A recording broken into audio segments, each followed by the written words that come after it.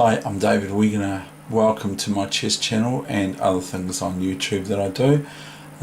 Today's date is the 31st of January 2018, and obviously New Zealand is ahead of the world in the dying days that have happened, that we've almost entered into 1/12 of the year being over already, and it just seems like a few days ago that it was New Year. Here we go. This is a game between Yates and Nimzovich, played at Carlsbad, 1923. Nimzovich won the Brillancy prize for this, and being Nimzovich, he is one of my favourite chess heroes, and you will see why, because just have a look at the pawn moves that he makes. Now, one question though first, for you those who like to have a chess question: when did Jose Capablanca die? When was that, and where, and year, and that sort of thing? So if you can answer that, that's pretty cool. So it's the March 8th, 1942, New York. So he died March 8th, 1942 in New York. Do you know how many games of chess he officially lost? 35 games. He held the World Chess Championships after Alaska for 6 years. Okay, so here goes this game between Yates and Nimzovich, played back then, 1923.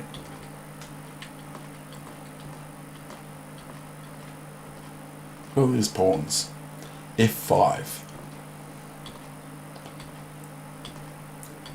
So I'm copying Nimzovich, hopefully, trying to emulate him, but can't really.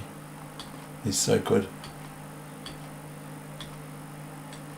Knight here, obviously attacking the pawn, so white defends it with the rook. So Nimzovich doesn't believe in moving his pieces around in the opening like puppets.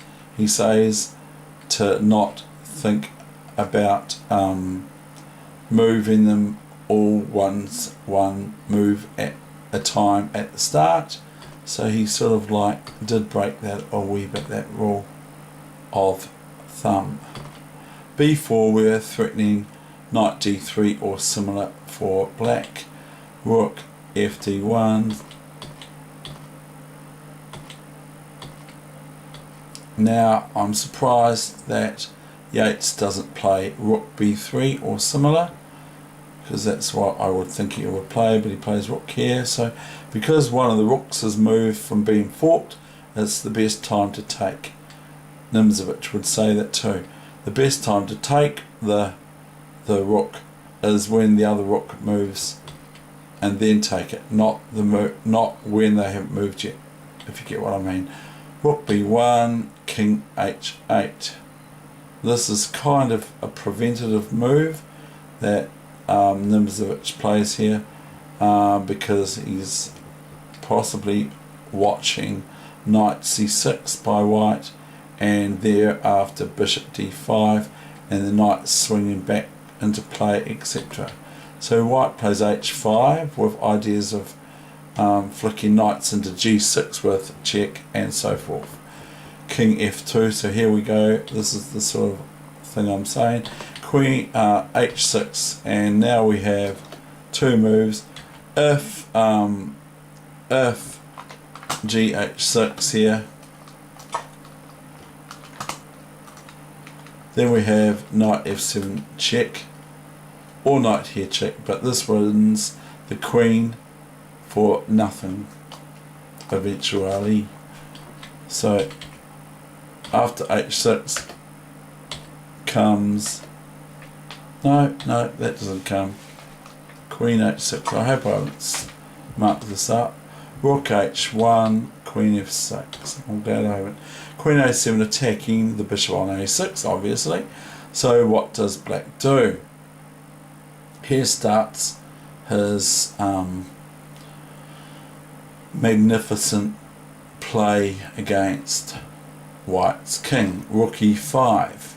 So after taking, there's no way to defend the bishop on a6 with the queen, which is attacked on f6 by the e5 pawn.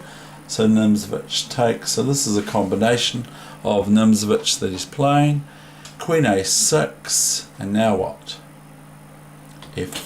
Queen d4 check. I thought it was f4, but it's not quite yet. Queen d4 check.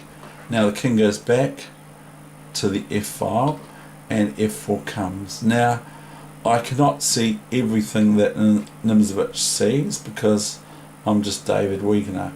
So here comes queen a3 attacking the rook on f8. So if pawn takes pawn check with the rook on f8, that will not do because queen f8 is checkmate. So king to g8 to defend the rook on f8, rook h4, and now we have g5.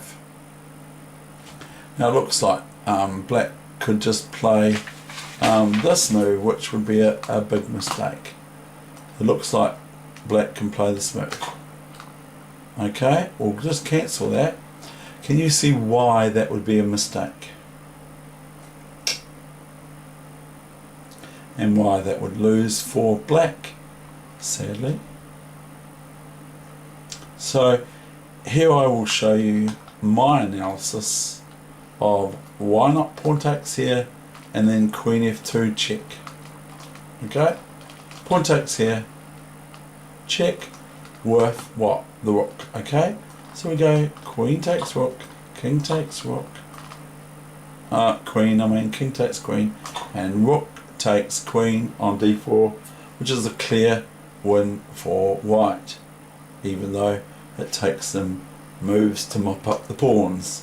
Not really, I'm just joking. So that's why here black cannot just play fg3 check, which looks very strong because of that wee little combination that Yates would have been able to see.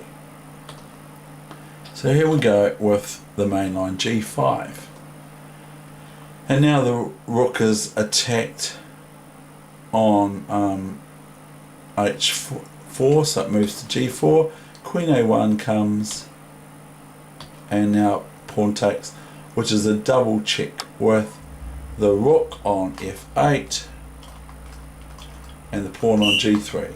So white captures the pawn on g3 with the king. What else?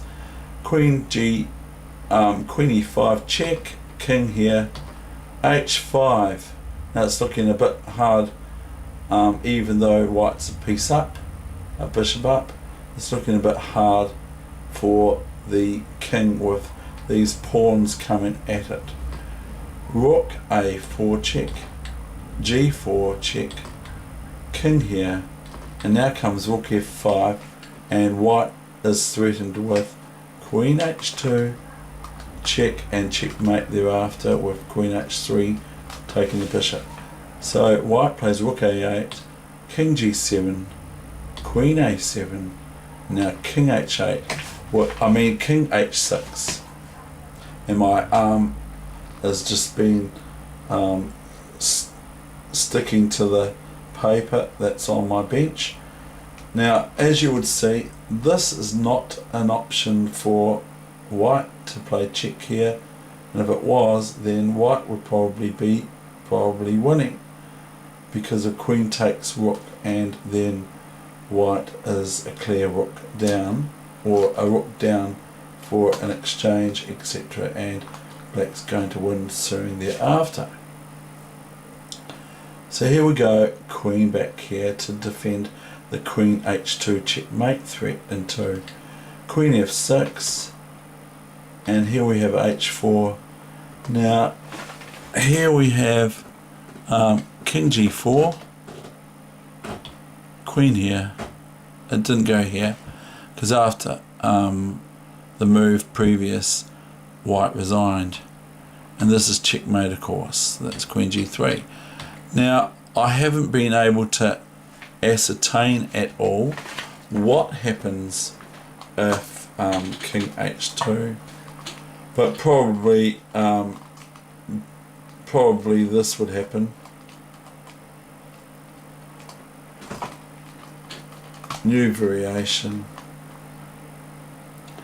and then black's threatening queen here, and all sorts of things. So white gave up and resigned, and thereby, as mentioned earlier, Nimzovich won the Brillancy prize for that. Thank you very much.